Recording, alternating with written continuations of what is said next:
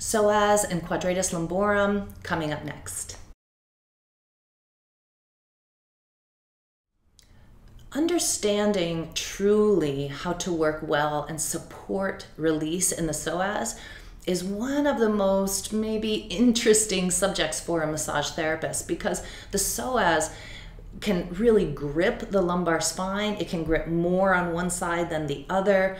Can grip really strongly both sides, create a lot of disc compression, herniated disc, lead to sciatica issues, low back pain, difficulty standing up from sitting. All these things can come from tension that's locked in the psoas. The psoas is deep. You have to go through a lot of viscera, and then there's viscera that passes underneath it too, like the ovarian nerve, and you got to be really slow and cautious. It's a profound skill in your toolbox to be able to work well with the psoas. And then you also must do some release work in the iliacus, and then must also do some work in quadratus lumborum. The iliopsoas in the front and the quadratus lumborum in the back are the stabilizers of the lumbar spine. And because the lumbar spine moves a lot relative to the thorax, the body requires strength and stability from soft tissue in this area. So psoas is constantly called on, QL is constantly called on, and the two of them are kind of in this dance pulling on the lumbar spine. And when they're out of balance in any way, wreaking havoc on the low back, pelvis, hips, everything, even this being off in the lower body, this pelvis being off, can even lead to neck and shoulder issues in your clients. So pretty much every client I see gets a little bit of psoas, iliacus, and QL work, because it really is going to affect everything up and everything down the body. This anatomy presentation that you're about to see is one that I recorded during a live stream class. And so I regularly live stream continuing education classes, which is a great way to study with me, because then you get to ask me questions and bring these questions that you might be having with your clients. You can also drop a comment below and I'll answer that for you as best as I can.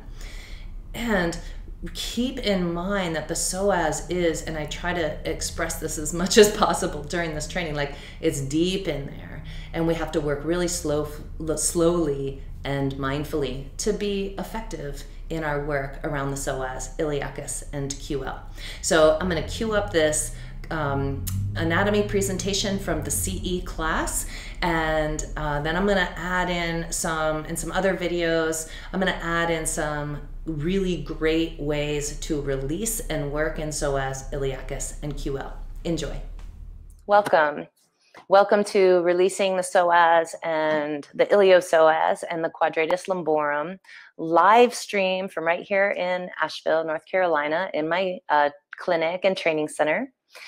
And I want to welcome you all. I'm so glad to be here with you and to be sharing this really important information about the psoas, about the Quadratus Lumborum, what causes tension in these muscles, what it feels like, what kinds of things your clients will say. And so that is an indication that you want to work in these tissues. And we're going to also watch videos of me demoing the treatment. That's going to come at the end once we go into kind of a deep dive of some anatomy and understanding of the psoas and the QL. I am required by the national boards to give you a 10-minute break every hour. So at 12:50, we're going to stop for 10 minutes. And I'm just going to play some videos of some of the self-care series that I do. So if you're going to sit and stay, or if you want to roll around on balls while we're on our break, you go pee, roll around on some balls, come back to your seat. So on those breaks, I'll just be showing some videos of some of the classes that I teach that are self-care. Oh, the images are blurry on the handout. Audrey, thank you for letting us know that, and someone else look and see. And what I can do is also email you I can email you those things. Sometimes you have to compress a document to be able to upload it to the webinar system. So perhaps it got a little too compressed and that blurred some of the images. So I'm happy to email, and I'm going to write myself a note, email the documents to you all with your CE certificates, which I will be doing later this afternoon or first thing in the morning. Okay. So Jesse, you are also having that. Okay, I will resend those. I'll email those documents to you, and it might be just that they compressed too much to be able to go up into this software. So thank you for letting me know. I appreciate that. So we're going to have a 10-minute break. I'm going to show some videos during the breaks so that you can see what the self-care classes are like. Right now we're in an Unbind the Neck and Shoulders series, and I'm having all of those self-care series also approved for CEs. The one that we're in right now is approved for continuing ed. And in October, I'll be doing a Happy Hips focus on hip flexors and hip extensors self-care series, and that also can get you 6 continuing ed. It's live streamed from 10 to 11:30 on Thursday mornings. So just so you know about that stuff. Okay, let's see. So this is how we're going to do today. I'm just going to give you a little information about my work and about trigger points, and then we're just going to dive right into the anatomy of the pelvis and the abdomen, and looking at the tissues that we have to work through so that we can access the psoas directly.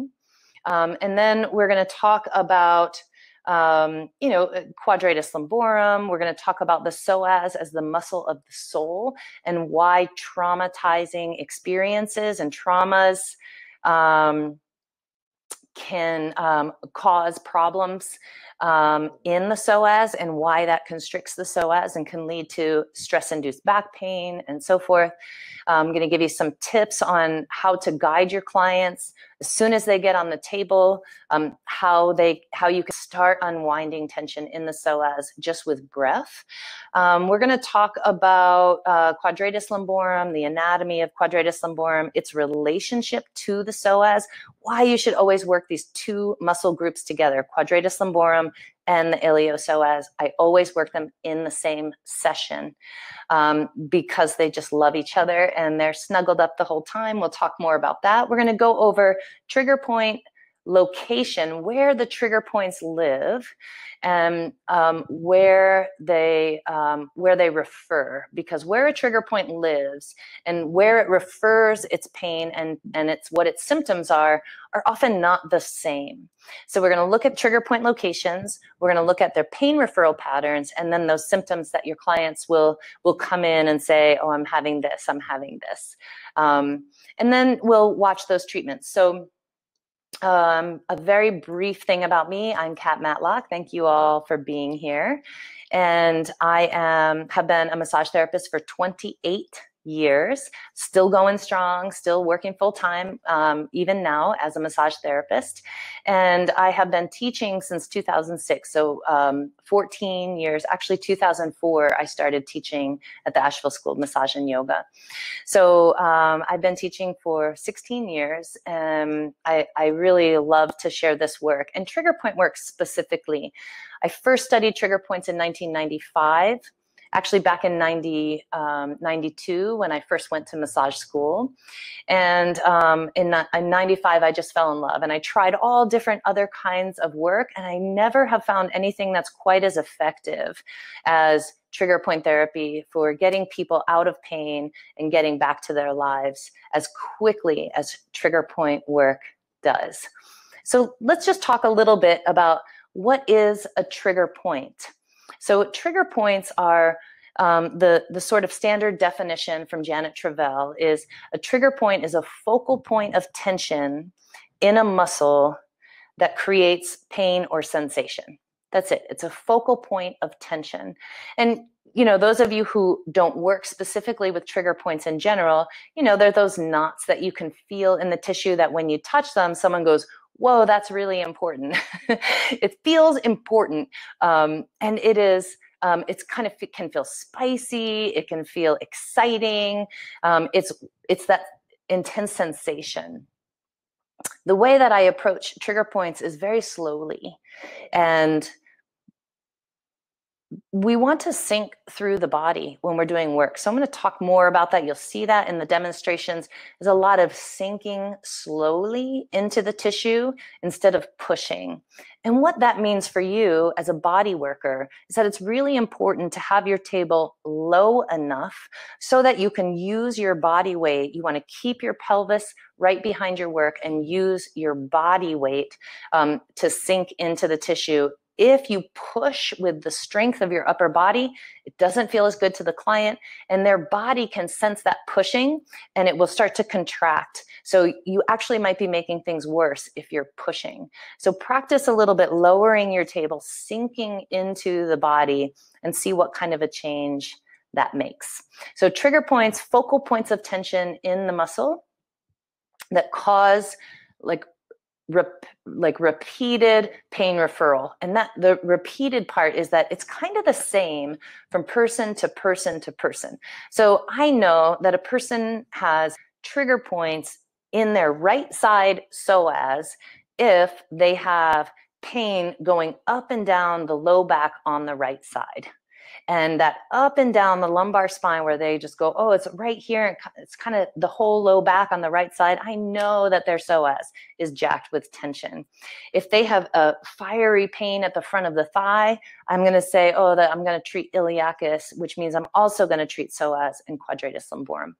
So having those maps of the trigger point pain referral patterns is super helpful because it helps us to know where we can go, where we need to focus our work. Audrey had a question that says, if you can't make the live stream hip series, is it recorded for later viewing? Yes, it will be recorded, but the recordings, well, we'll see. I have a previously recorded series that I've also submitted, so it should also be approved for CEs. The live series like this one, the benefit of live, right, is that you can ask questions. So, so that's it. Okay, so releasing the psoas and the quadratus lumborum. Let's go ahead and get started. I'm going to start my slides. Great. Oh, good. I'm just a little box on the bottom. Awesome. And I'll bring it back to the chat for questions. Releasing the psoas and the quadratus lumborum. So here's what we're going to do. We're going to talk about where the muscles live, what they do, and what's around them. We're going to talk about how they get full of tension, symptoms of that tension, their pain referral patterns, where the trigger points live, and then demonstrating releasing the tension and the trigger points to restore ease to the body. So here's a slide which has the psoas, the iliacus, and the quadratus lumborum all in this one picture. This is a picture from Netter's Anatomy. And, you know, we know the psoas it's called the main hip flexor, right? It's the main hip flexor. And hip flexion is when the thighs and the chest come closer together. So curling in or tucking, that's hip flexion. Lifting your leg up to walk, to move forward, that's hip flexion.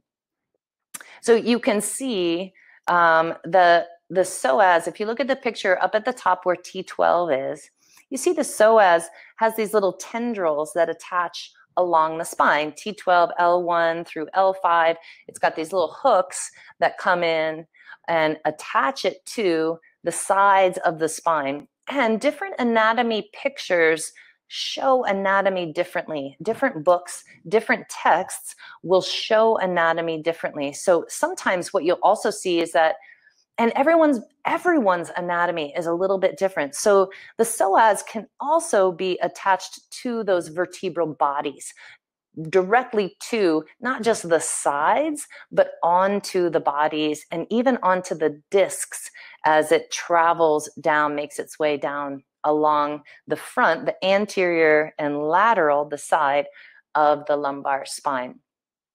You'll find in a lot of pictures, they show a picture of psoas minor, right? When we talk about the psoas, we typically talk about psoas major. Well, there's a minor, which is just a small, thick tendril of the psoas. About 30% of the population has a psoas minor. You won't be able to tell if your person has a psoas minor or not. You're just not going to be able to tell. That's fine. It doesn't matter. We're going to treat it the same way. But that's why it's psoas major. About 30% of people have a psoas minor. Then you can see in the picture that the psoas comes down and then it attaches right at the bottom. Its attachment is kind of tucked to the back of the femur. So it's on the lesser trochanter of the femur, deep in the thigh and oriented slightly posteriorly. So what that means is that often, and I was taught, and for many years taught, that the psoas also, because it attaches down and in and toward the back of that femur, that it also can create lateral rotation of the hip. Yes and no. Tom Myers, who I've also studied with, he says that it really depends on how the rest of the anatomy is lying. Depending on what position your femur is relative to your lumbar spine, the psoas is either going to create internal or external rotation. So it depends. In different bodies, it lands a little bit differently. So I was taught to look and see if somebody's one foot is rotated outward, that meant that piriformis was tight and short and that the psoas was tight and short. That may be true and it may not be true. So not to confuse you, but just that take every anatomy thing that you hear with a grain of salt, because everyone's anatomy is slightly different and we use anatomy as guidelines. We use as guidelines and then we follow what we feel. So that psoas comes down, crosses under the inguinal ligament, kind of through the inguinal ligament with some, and I'll show a picture of that in a moment, and then attaches down and in the very inside of the back of the femur on the lesser trochanter. The iliacus lines the inside of the pelvis. The entire inside of both iliums is filled with the iliacus muscle. Now, iliacus also is a hip flexor, but it has a very strong pull on the iliums because it lives on the ilium, the way that the psoas has a very strong pull on the lumbar spine because it attaches to the lumbar spine. So both of these tissues work in unison. That's why they're called the ilio-psoas complex, because they work together to create hip flexion. But the psoas has a much stronger pull on the low back, which means it's going to have more effect on the health of the low back.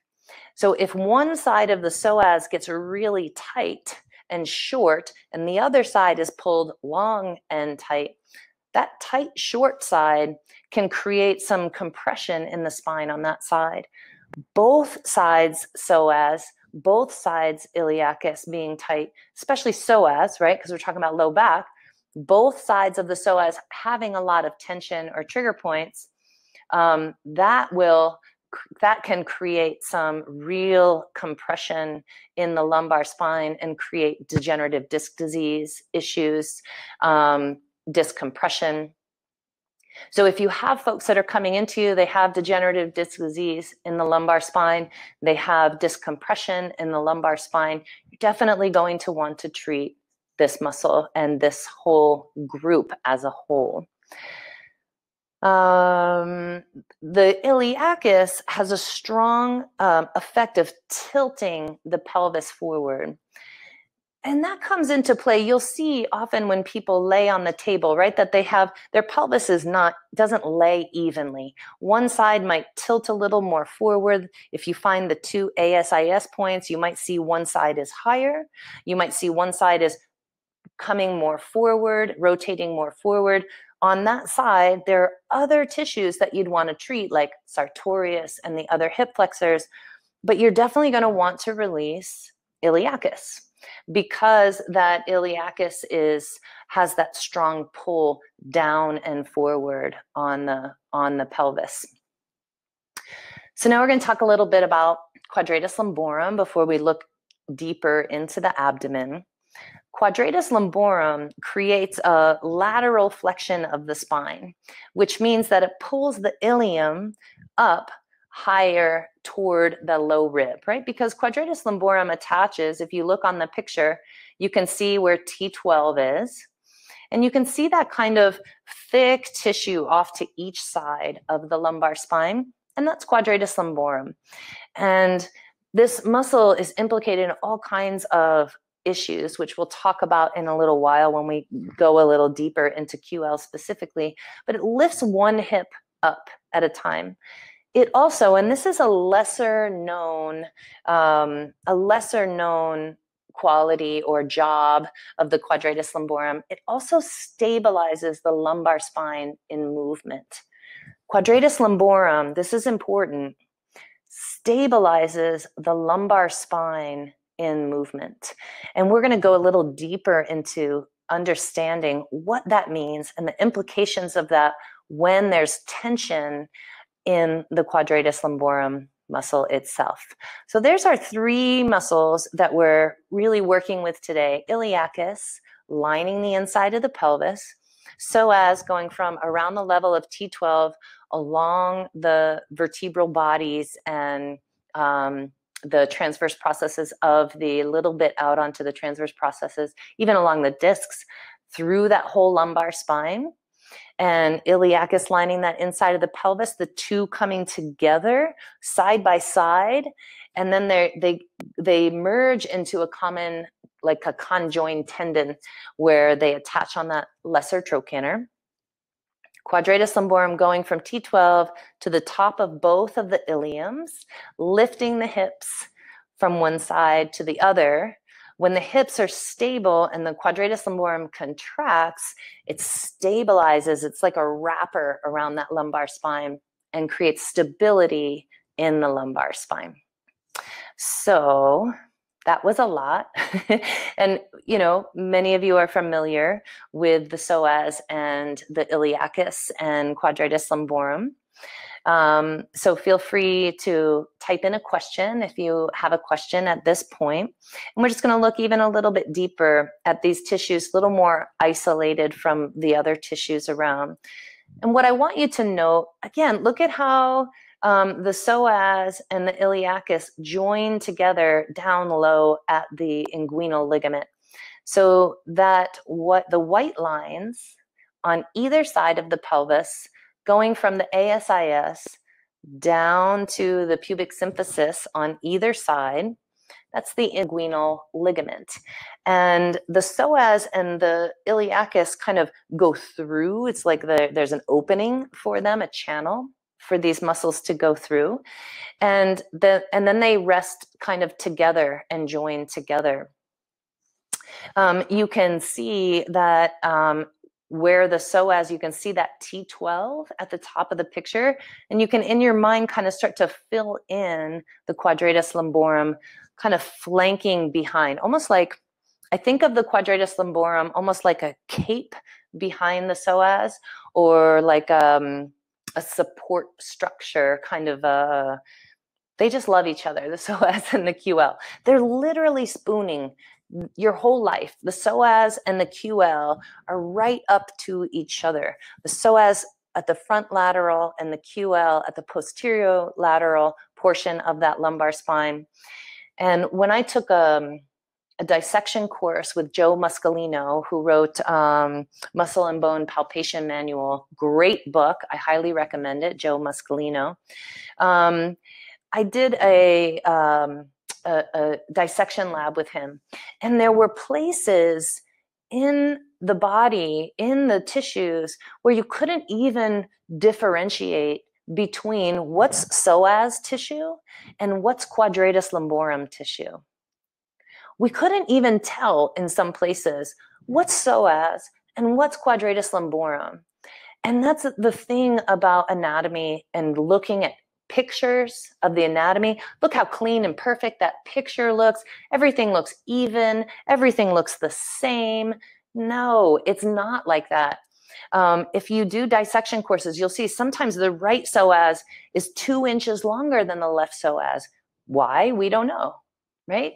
Sometimes the person only has a psoas minor on the left side, but not on the right side. Why? We don't know, right? So we take it with a grain of salt, these compact little compartments that we call the muscles, right? The psoas is here, and the iliacus is here, and the quadratus lumborum is here. And the fact is that they're kind of all running into each other. And the fact is that the QL and the psoas become so enmeshed with each other that in some parts of through that lumbar spine, they share fibers. They're sharing fibers. So again, just speaking to the importance of working quadratus lumborum and psoas at the same time, because if there's tension in the psoas, there's going to be tension in the QL. There's just no way around that. If there's tension in the QL, it's going to affect the psoas, which is also going to affect the iliacus. And then expanding outward from there, it's going to affect all of the hip flexors.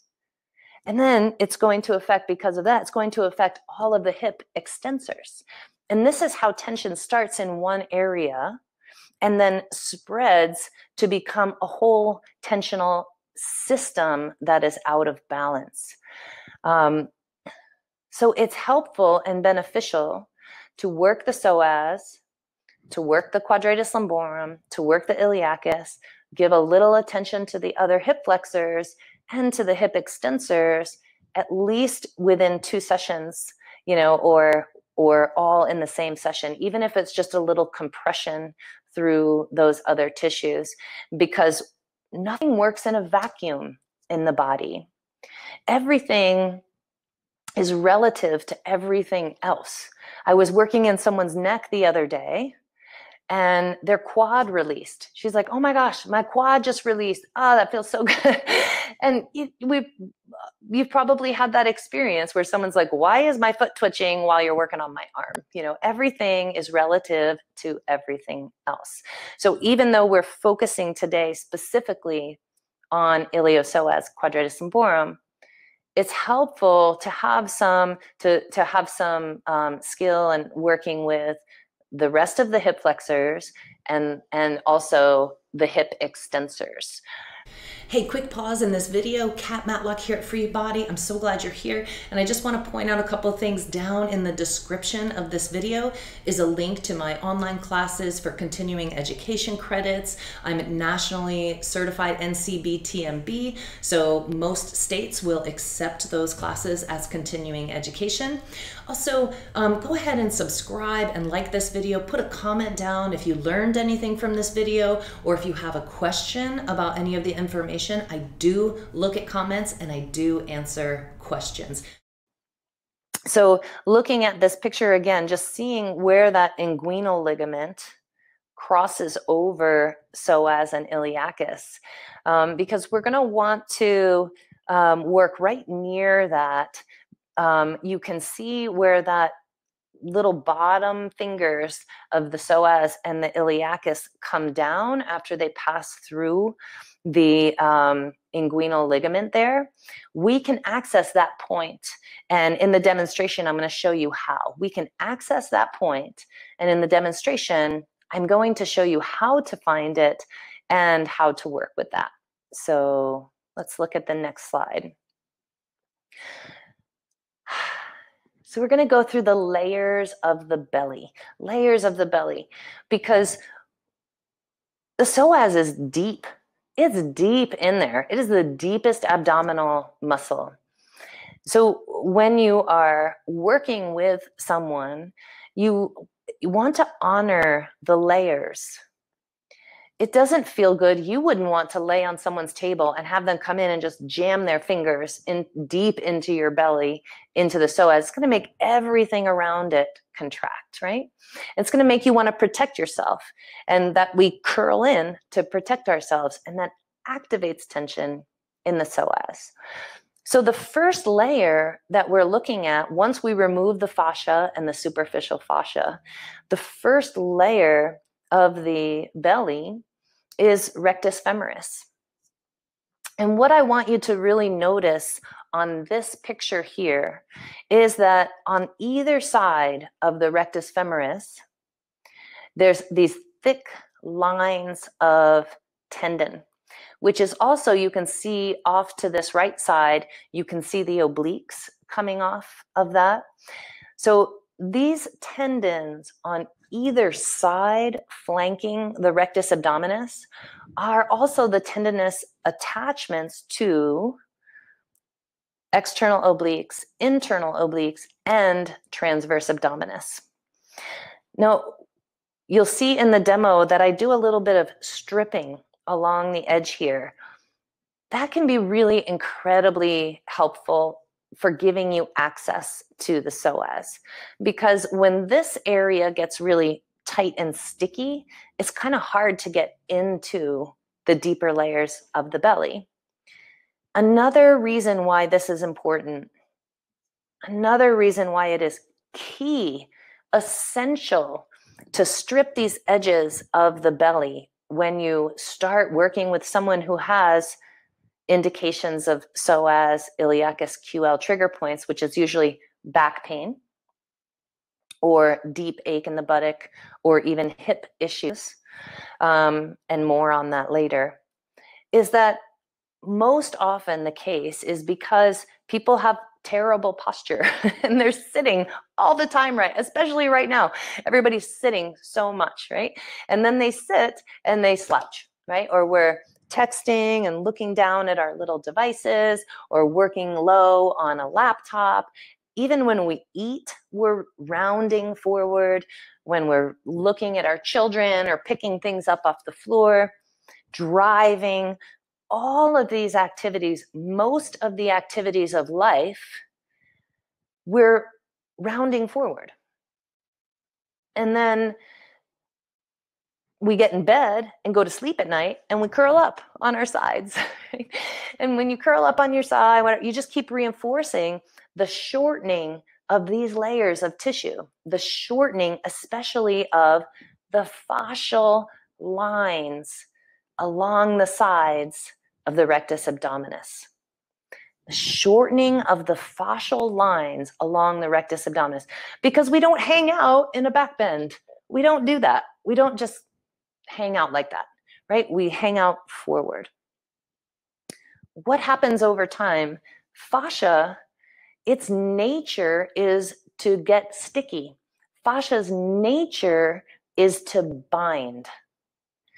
So this layer, because it's a tendon, but it's also kind of a ligament because it goes from the rib cage down to the pubic symphysis, this layer becomes short and tight and stuck. And these two lines are two of the strongest lines of fascia in the human body. These two lines, the edges of the rectus abdominis, are some of the strongest soft tissues in the body. And fascia has the tensile strength of steel, like steel wire. It can withstand a force 10,000 times its weight.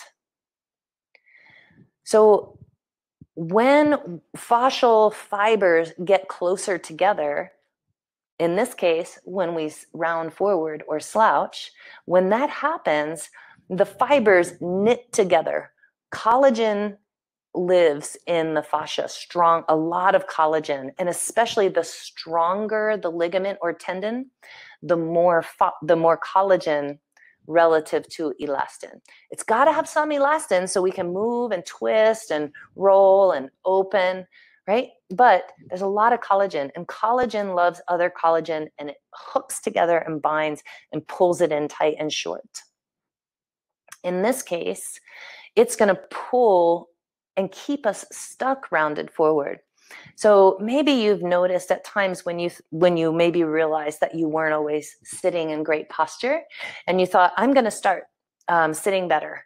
And over time, it gets the back muscles, the erectors get really weak trying to pull against that force of these two lines of fascia on either side of the abdominals. I hope that makes sense. Does that make sense? You could say something in the chat if it makes sense. So what we need to do is we want to start by stripping these edges of rectus abdominis. It opens the area so that we can sink in and have actually access to the psoas tissue, but it also is going to begin the release. Sometimes I'll have my clients, I'll only strip the edges of rectus abdominis. I'll just strip those edges. And then I'll say, I'm going to step out. I want you to walk around the table a few times and see how your back pain is now. And so often the back pain is decreased 60 to 80 to 100% just by releasing the edges of rectus abdominis. Absolutely makes sense. Yes, it does. It's so strong, this tissue, and the erector muscles are not as strong as this fascia. So every single client that comes to see me, no matter what they have going on, this is where I begin, because most of the time they've never had that area stripped and release. And over time, what does it create, right? It creates back pain in the low back from rounding. It creates shoulder problems, the shoulders rounding forward, loss of the ability to take deep breaths, rotator cuff issues. It creates forward head posture, which then we reinforce by reading in bed or eating in bad posture, hanging the head forward, headaches, migraines. And I'll tell you, I had a client come in, happened to have an appointment scheduled, and then woke up that day with a horrible headache. And she had been on a long driving trip and had driven back the day before. And I said, oh, well, let me just strip the edges of your rectus abdominis first. She came in with a searing headache. She was kind of pissed. She's like, oh, I have this headache and I just want to relax. And I said, well, let's take care of your headache, right? So I stripped the edges of her rectus abdominis, and then I had her check in, move her head. She already had greater range of motion in her head. And I said, where's your headache at? And she's like, maybe 20% of what it was. Just releasing these sides of the belly. And I teach this in every single class that I teach, no matter what we're working on, because it is what establishes the position of everything above and below it. Okay. And it will reinforce a tuck in the pelvis.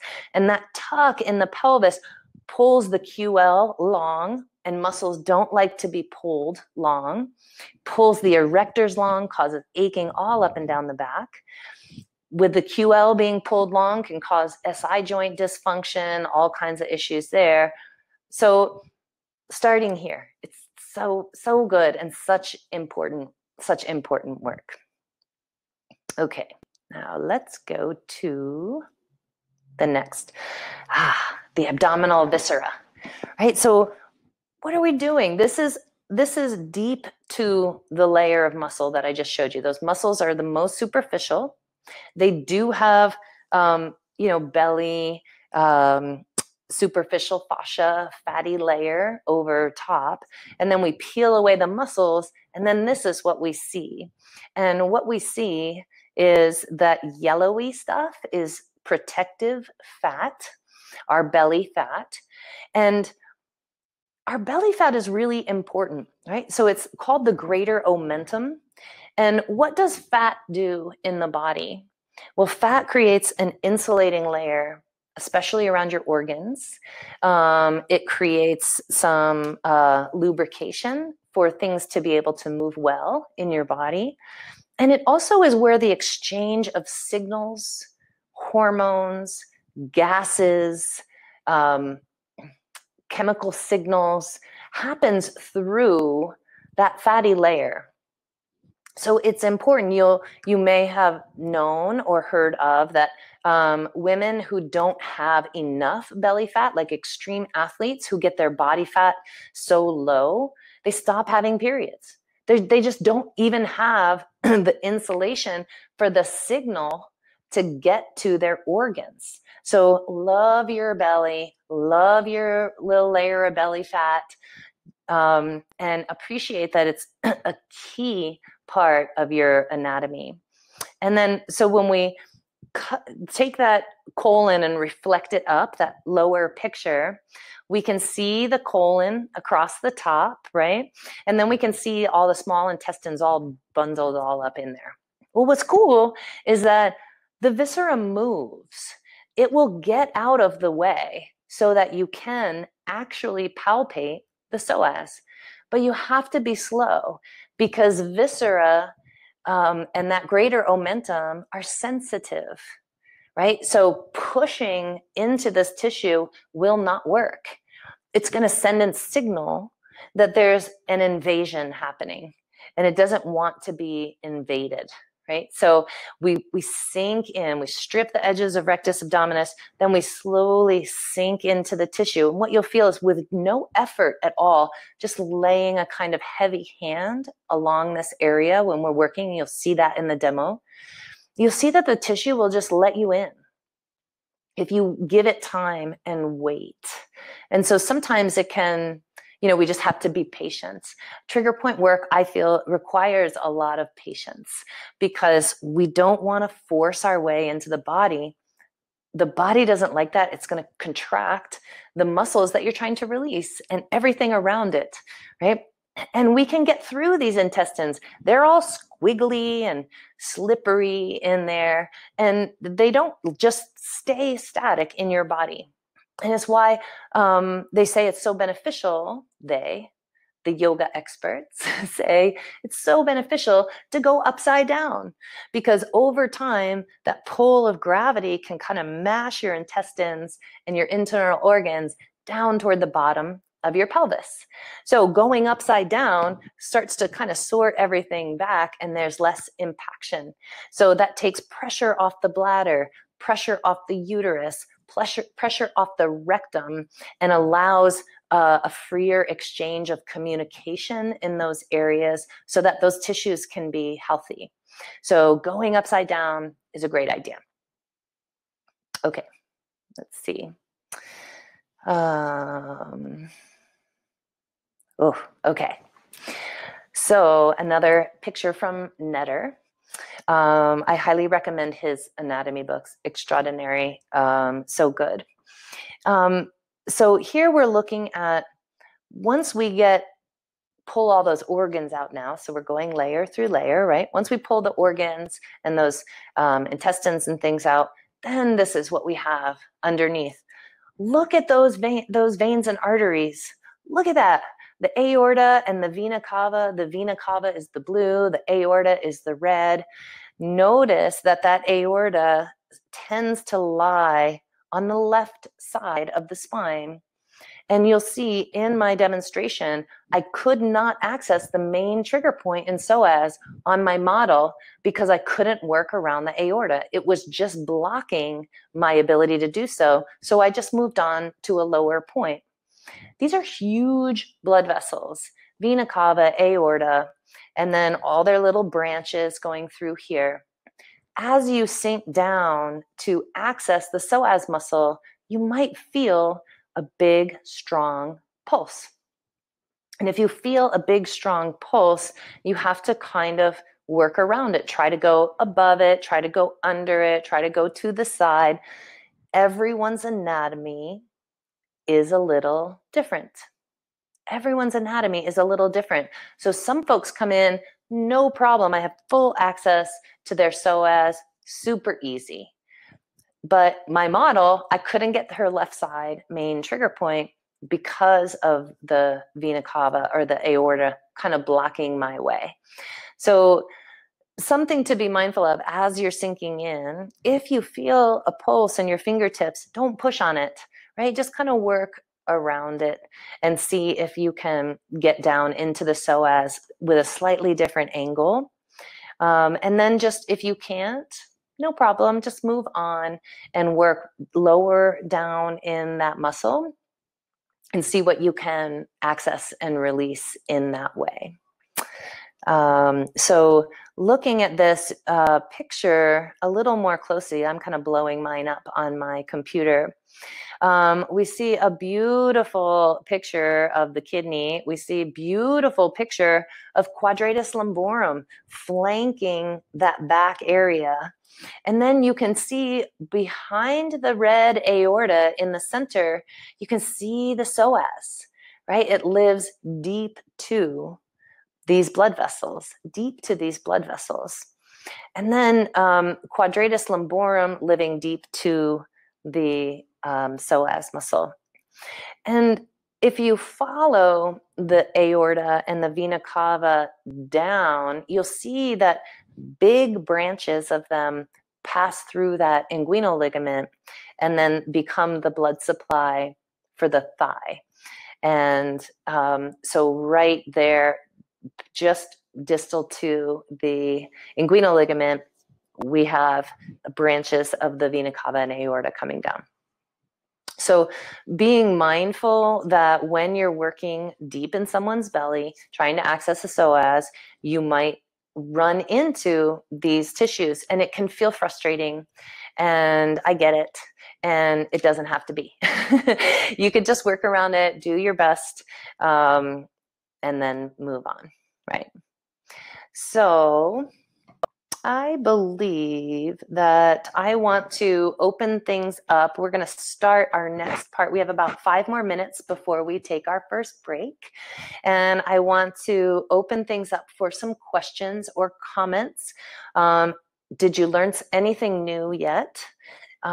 Is there something that is sticking out or that you have a question about that I've been talking about so far? And I'm just going to give you a moment to do that. Let's see.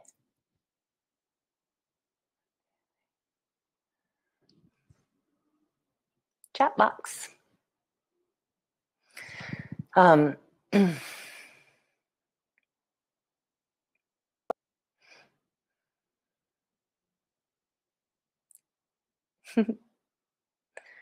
I really like this format better than Zoom because a lot of folks don't like to see everybody or want to be seen or their living room to be exposed. But it can feel a little less interactive, perhaps. If you start a session with stripping of the rectus abdominis, do you do any relaxation beforehand? Yes, great question, Audrey. And you'll see that in the beginning of the demonstration that we are going to do a relaxation, and I'm going to introduce that in our next section starting at 1. So yes, we do relaxation beforehand. Casey asks, which of those muscles plays the biggest part in lordosis? Yeah, that's a great question. I would say the iliacus. The iliacus tilting the pelvis forward, and then that creating that pull in the psoas. So when I have folks who have like an exaggerated lordosis, first of all, one question that comes to mind is, are they male or female? Because women's pelvises are designed to be slightly more anteriorly tilted than men. So for many years, I was told I had an anterior tilt, and that was going to mess up my whole back and whatever. And so I started tucking and tucking and tucking, and that's actually what caused problems in my back. So you actually want to have a certain amount of a lordosis, that lumbar curve. An exaggerated lumbar curve is going to be too much tension in the iliacus, often pulling and rotating that pelvis forward. And then there's going to be some, of course, some effect in the psoas, but it's going to be much more iliacus and TFL on both sides, tensor fascia lata on both sides, looking at all of the hip flexor group. Jesse says, the rectus abdominis being so important to so many other functions never even occurred to me. Yeah, I know. It's amazing. Those edges of rectus abdominis, truly amazing. And their effect on the hips, the low back, the mid back, the upper back, the neck, the shoulders, the ankles, the knees, everything. A lot of those problems are helped in their healing process by stripping those edges of rectus abdominis. And the thing is, it's fascia. So the release lasts longer than a release in muscle. Muscles tend to like to go back to their contraction patterns, which is why I ask clients to give me 3 sessions to just see if they're going to feel a lot better after 3 sessions. If they don't feel better after 3 sessions, then I know that they need something else. There's something else going on. And it's training. We're training the muscles not to keep going back to those habitual contraction patterns. Fascia, when you strip and free that fascia, it lasts longer. So I might do that the first couple sessions, and then the 3rd session, I'll say, hey, roll around on a ball a little bit on your belly before we get started. Or I might not do that stripping the 3rd session if they are staying more open. So, okay, great. Well, that's the beginning. We're just getting started. We've got 3 more hours. We're going to take a 10-minute break. It's just almost 12:50 now.